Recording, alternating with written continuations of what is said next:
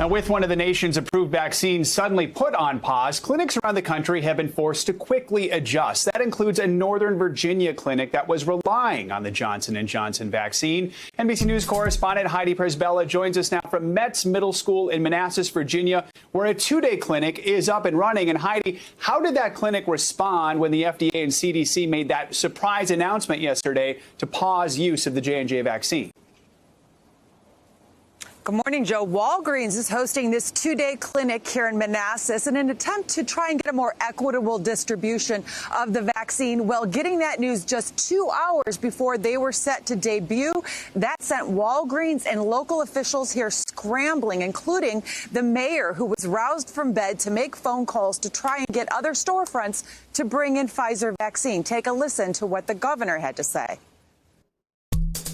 Our team here switched over with the help of Walgreens to the Pfizer vaccination. And so individuals will receive the Pfizer, and then when they leave here, they'll have an appointment to come back in 3 weeks and get the second dose.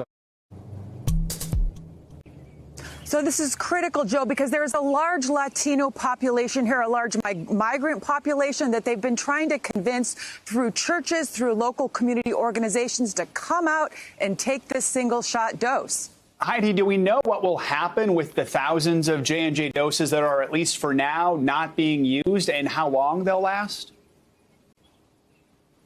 Right now, they are not punctured. That means they will last for quite some time in the fridge. And if you talk to local officials, and indeed Dr. Fauci, they are expecting this to be a temporary pause. Here in Virginia, there are about 72,000 doses of Johnson & Johnson that were supposed to go into arms this week, about 30 different clinics. Right now, those have either been rescheduled or put on hold. And again, they're hoping that in the coming weeks, those doses will be just fine. They'll sit in the fridges waiting, and they will eventually go into arms once they have the proper guidance now coming out of CDC and the FDA, Joe. Of course, the advantage of J&J, they don't need those special super cold freezers either. Now, the state was really starting to ramp up its distribution of the J&J single shot. Right now, it accounts for just 5% of the state's vaccinations, but they want that number to be much higher. Why is that?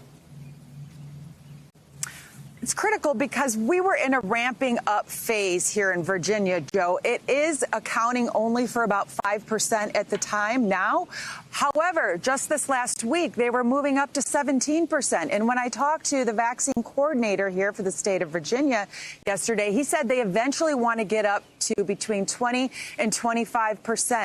Why? Because this is a very useful vaccine, given that it doesn't have to be stored at that ultra cold temperature, given that it is one dose to treat certain populations, to treat, for instance, homeless populations, maybe folks who you can't track as well, to treat some of the migrant populations, some of the minority populations who, frankly, are more concerned about having to come to places like this and show their identification because maybe their papers aren't all in order. So places like that. Also, the mobile clinics, Joe. We were supposed to actually be out with a mobile clinic on the eastern shore of Maryland today, and that's been completely called off. So some of these populations that are more transient, harder to reach, better to use that one-shot dose, guys. Yeah, you just spelled out all the reasons why this one-shot vaccine is so important. Heidi, thank you so much. Appreciate your reporting.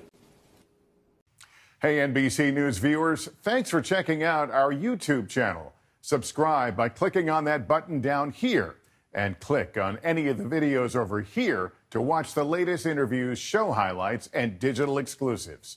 Thanks for watching.